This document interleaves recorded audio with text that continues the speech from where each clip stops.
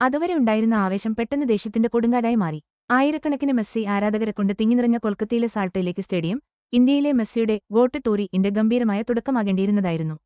എന്നാൽ എല്ലാം കീഴ്മേൽ മറിഞ്ഞൊരു കാഴ്ചക്കാണ് അവിടെ സാക്ഷ്യം വഹിച്ചത്. ലോകമെമ്പാടുമുള്ള ഫുട്ബോൾ ആരാധകരുടെ ഹീറോ ആയി മെസ്സി പറഞ്ഞ 45 മിനിറ്റിന്റെ പകുതി പോലും ആവാത്ത വെറും 20 മിനിറ്റ് മാത്രമാണ് അവിടെ ചെലവഴിച്ചത്. അദ്ദേഹത്തിന്റെ കാർ പാഞ്ഞുപോയതോടെ ആദ്യമൊരു അമ്പരപ്പ്, പിന്നീട് അടക്കാനാവാത്ത ദേഷ്യം ഗാലറികളിൽ അലതല്ലി. ആളുകൾ കസേരകൾ പിഴുതെടുത്ത് കളിക്കളത്തിലേക്ക് വലിച്ചെറിഞ്ഞു. വേലികൾ തകർത്ത് കടലെന്നോണം നിരാശരായ ആരാധകർ പുൽമൈതാനത്തേക്ക് ഇരച്ചുകയറി. ഇതൊരു സാധാരണ പാളിപ്പോയ പരിപാടി മാത്രമായിരുന്നില്ല, അതൊരു പരസ്യമായ ജനരോഷ പ്രകടനമായി മാറി. ഒടുവിൽ ടൂറിന്റെ മുഖ്യ സംഘാടകനായ സദാദ്രി ദത്തയുടെ അറസ്റ്റിലാണ് കാര്യങ്ങൾ കലാശിച്ചത്.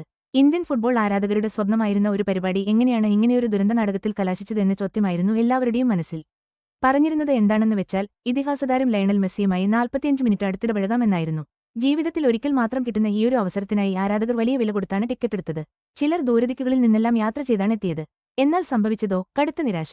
നിശ്ചയിച്ചതിലും പകുതിയിൽ കൂടുതൽ സമയം കുറച്ച് മെസ്സി അതിവേഗം മടങ്ങിയത് ആരാധകരെ സംബന്ധിച്ച് ഒരു വഞ്ചനയായി തോന്നി. ആഘോഷിക്കാൻ വേണ്ടി ഒരുക്കിയ സ്റ്റേഡിയം ഒടുവിൽ പ്രതിഷേധത്തിന്റെയും അമർഷത്തിന്റെയും വേദിയായി മാറി. സംഭവത്തിന്റെ വീഡിയോ ദൃശ്യങ്ങൾ ഈ അമർഷം വ്യക്തമാക്കുന്നുണ്ട്.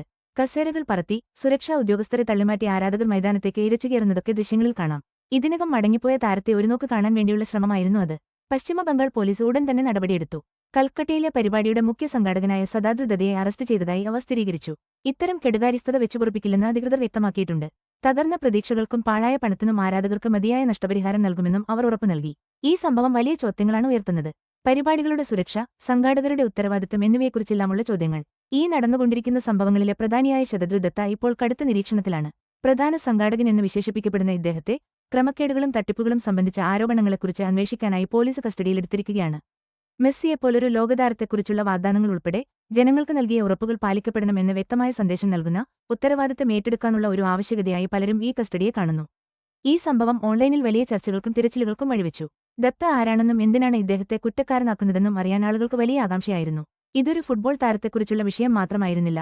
ഉപഭോക്താക്കളുടെ വിശ്വാസം, വലിയ പരിപാടികളുടെ വിശ്വാസ്യത, ഒപ്പം തങ്ങളുടെ സമയവും പണവും ആവേശവും നൽകുന്ന ആരാധകരുടെ സംരക്ഷണം എന്നിവയെക്കുറിച്ചെല്ലാമായിരുന്നു ഇത്. ആയിരക്കണക്കിന് ആളുകൾക്ക് തങ്ങൾ വഞ്ചിക്കപ്പെട്ടതായി തോന്നിയ സാഹചര്യത്തിൽ അവരുടെ പരാതികൾ പരിഹരിക്കുന്നതിൽ അധികാരികൾക്ക് പ്രതിബദ്ധതയുണ്ടെന്ന് അവരുടെ ശക്തമായ നിലപാട് സൂചിപ്പിച്ചു.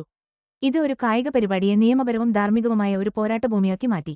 കൊൽക്കത്തയിലെ ആ പ്രശ്നങ്ങളെല്ലാം ഉണ്ടായിട്ടും മെസ്സിയുടെ ഗോട്ട് ടൂർ അവിടെ തീർന്നിരുന്നില്ല. അന്നുതന്നെ അദ്ദേഹം ഹൈദരാബാദിലേക്ക് പുറപ്പെട്ടു. അടുത്ത ദിവസങ്ങളിൽ മുംബൈയും ന്യൂഡൽഹിയും സന്ദർശിക്കാനും അദ്ദേഹത്തിന് പദ്ധതിയുണ്ടായിരുന്നു. എന്നാൽ ഈ തുടക്കത്തിലെ പ്രശ്നങ്ങൾ 3 ദിവസത്തെ അദ്ദേഹത്തിന്റെ ഇന്ത്യൻ യാത്രയുടെ ബാക്കിയുള്ള ഘട്ടങ്ങളിൽ ഒരു കരിനിഴലായി. ആരാധകരും മാധ്യമപ്രവർത്തകരും ഒരുപോലെ ടൂർ ഷെഡ്യൂളിനെക്കുറിച്ച് ചർച്ച ചെയ്യാൻ തുടങ്ങി. മറ്റ് നഗരങ്ങളിലും ഇങ്ങനെയുള്ള പ്രശ്നങ്ങളുണ്ടാകുമോ, അതോ സുരക്ഷാ ക്രമീകരണങ്ങൾ വലിയ തോതിൽ കൂട്ടുമോ എന്നും അവർ ചിന്തിച്ചു. മെസ്സിയുടെ വ്യക്തിപരമായ വിവരങ്ങളെക്കുറിച്ചുള്ള ആകാംക്ഷയും കൂടി. അദ്ദേഹത്തിന്റെ ആസ്തിയെക്കുറിച്ചുള്ള അന്വേഷണങ്ങളും റോഡ്രിഗോ ഡിപോൾ, ലൂയിസ സുവാരസ് തുടങ്ങിയ അടുത്ത സുഹൃത്തുക്കളും ടീം അംഗങ്ങളും അദ്ദേഹത്തോടൊപ്പം ഉണ്ടാകുമോ എന്ന ഊഹാപോഹങ്ങളും വ്യാപകമായി. ഈ സംഭവം ഇന്ത്യയുടെ ആഴത്തിൽ വേരൂന്നിയ ഫുട്ബോൾ സംസ്കാരത്തെക്കുറിച്ചുള്ള ചർച്ചകൾക്ക് വീണ്ടും ചൂടുപിടിപ്പിച്ചു. മറ്റു ഇതിഹാസങ്ങളെപ്പോലെ ഒരു മെസ്സി പ്രതിമ ഈ വിവാദങ്ങൾക്കിടയിലും സ്ഥാപിക്കുമോ എന്ന് ചിലർ ചിന്തിച്ചു. കൊൽക്കത്തയിലെ ആ പ്രശ്നങ്ങൾ സ്റ്റേഡിയത്തിന്റെ മതിലുകൾക്ക് പുറത്തേക്കും കടന്നു. പൊതുജനങ്ങളുടെ സുരക്ഷയെക്കുറിച്ചും രാഷ്ട്രീയ ഇടപെടലുകളെക്കുറിച്ചുമൊക്കെയുള്ള വലിയ ചോദ്യങ്ങളുയർത്തി. അവിടെ നടന്ന അക്രമങ്ങളും ഗ്രൗണ്ടിലേക്ക് ആളുകൾ ഇരച്ചുകയറിയതും ഇന്ത്യയിൽ വലിയ ജനക്കൂട്ടത്തെയും പ്രമുഖ പരിപാടികളെയും നിയന്ത്രിക്കുന്നത് എത്ര വലിയ വെല്ലുവിളിയാണെന്ന് ഓർമ്മിപ്പിച്ചു. പശ്ചിമബംഗാൾ കായിക മന്ത്രി അരൂപ് ബിശ്വാസിനെപ്പോലുള്ള പ്രാദേശിക രാഷ്ട്രീയ നേതാക്കളും ഇതിൽ പരോക്ഷമായി കുടുങ്ങി. ഇത്രയും വലിയൊരു പരിപാടിയുടെ മേൽനോട്ടത്തിൽ വീഴ്ചയുണ്ടായോ എന്ന ചോദ്യമുയർന്നു. മെസ്സി ഹൈദരാബാദിലേക്ക് എത്തിയപ്പോൾ എല്ലാവരുടെയും ശ്രദ്ധ തെലങ്കാന മുഖ്യമന്ത്രിയിലേക്കും അവിടുത്തെ പ്രാദേശിക ഉദ്യോഗസ്ഥരിലേക്കുമായി. ഒരു പ്രശ്നങ്ങളുമില്ലാതെ സുഗമമായ ഒരു സന്ദർശനം ഉറപ്പാക്കുക എന്ന വലിയ വെല്ലുവിളിയായിരുന്നു അപ്പോൾ അവരുടെ മുന്നിൽ. സദാദ്രി ദത്തയെ കസ്റ്റഡിയിലെടുത്തത് ഒരു വ്യക്തമായ സന്ദേശം നൽകി. ഉത്തരവാദിത്തമുള്ളവരെ വെറുതെ വിടില്ലെന്നും ആരാധകർക്ക് മതിയായ നഷ്ടപരിഹാരം ലഭിക്കണമെന്നും.